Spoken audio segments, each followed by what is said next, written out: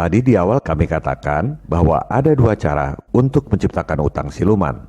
Sekarang kita bahas cara yang kedua, yaitu melalui bank-bank komersial biasa.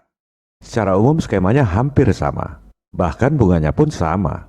Bank komersial itu yang penting pembayarannya aman dan bunganya di atas bunga deposito. Di Amerika, bunga deposito itu cuma sekitar 0,5%. Jadi kalau Wall Street tawarkan bond 1,25%, pembayarannya aman karena back to back dibayar oleh negara pengutang. Bank masih untung 0,75%. Lebih besar untungnya dari yang punya duit, cuma dapat 0,5%. Bedanya hanya di pembukuan neraca. Bank-bank komersial itu nggak boleh bukukan uang dalam peredaran. Bank terima deposito dibukukan di bagian liabilitas. Lawannya adalah kas di bagian aset. Kalau nggak disalurkan sebagai kredit, banknya rugi karena harus bayar bunga deposito. Apalagi deposito hasil bailout $29 triliun akibat krisis subprime lending tahun 2008. Duit itulah yang dipakai buat kasih utang pada semua negara di dunia. Bank tinggal pindahkan dari kas ke bond, sama-sama di bagian aset.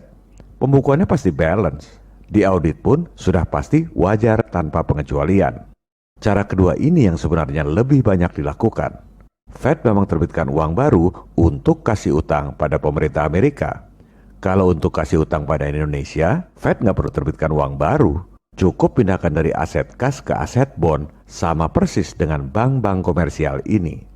Sisanya semua sama. Dari bunga utang 373 triliun tiap tahun yang dibayar oleh Indonesia, Wall Street dapat duit sekitar 263 triliun rupiah setiap tahun selama 30-50 tahun. Bank-bank komersial dapat duit 110 triliun rupiah dipotong buat bayar deposito nasabah, bank masih untung sekitar 66 triliun rupiah tiap tahun selama 30-50 tahun dan bisa diperpanjang.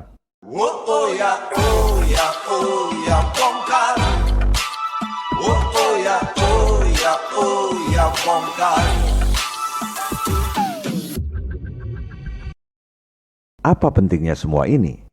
Rakyat lapar, Pak. Gegara pandemi, kerja susah, cari duit susah, bernapas pun dibikin susah, harus pakai masker. Menteri Erick Thohir dikasih anggaran 688 triliun buat pen. Hasilnya, setelah divaksin, tetap aja protokol nggak berkurang, ekonomi nggak jalan juga. Ini yang sudah kami sampaikan dari tahun lalu. Terus, buat apa divaksin? Buat apa buang anggaran 688 triliun yang sudah pasti nambah utang lagi? Dan ini nggak akan selesai karena pasti dijadikan proyek anggaran terus-terusan setiap tahun. Elit lokal ini memang lebih parah dari elit global. Kita sudah muak dengan semua itu. I hate imperialism. I detest colonialism. Oleh sebab itu, buat para pemirsa, jangan tanya apa yang harus dilakukan. Sebarkan video ini. Sampaikan kepada para wakil rakyat di DPR dan DPRD masing-masing. Kita yakin dari sekian banyak wakil rakyat, masih ada yang punya hati nurani untuk membela rakyat dari kemiskinan akibat pandemi dan utang. Saya nggak pikirkan trending di YouTube. Download aja video ini, ada linknya di deskripsi. Sebarkan video hasil download kepada semua anggota DPR dan DPRD, juga kepada semua akademisi di Indonesia, serta tokoh-tokoh masyarakat. Al-Quran mengatakan, Allah tidak akan merubah nasib suatu kaum sebelum mereka merubah keadaan mereka sendiri. Dan Alkitab mengatakan, lihat, aku mengutus kamu seperti domba di tengah-tengah serigala. Maka hendaklah kamu cerdik seperti ular dan tulus seperti merpati. Mari kita berjuang untuk kebenaran, untuk merubah nasib seperti yang dikatakan dalam Al-Quran dengan hati tulus seperti merpati, seperti yang dikatakan dalam Alkitab.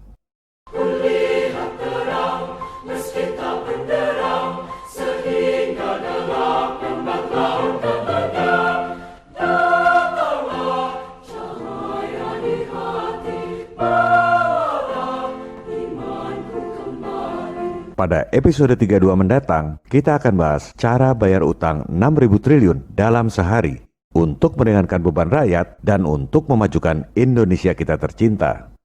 Buat para pemirsa dari negara-negara lain seperti Malaysia, Singapura, Jepang, dan juga Amerika, Skema bayar utang yang akan kami sampaikan pada episode mendatang itu juga bisa dilakukan oleh tiap negara di dunia. Bukan asal nyetak duit bayar utang, tapi dengan cara yang bisa diterima oleh si pemberi utang dan lulus audit akuntan publik paling top di dunia. Sampai jumpa di episode 32. This is John Connor. If you're listening to this, you are the resistance. Viva Republik Indonesia. Salam People Power.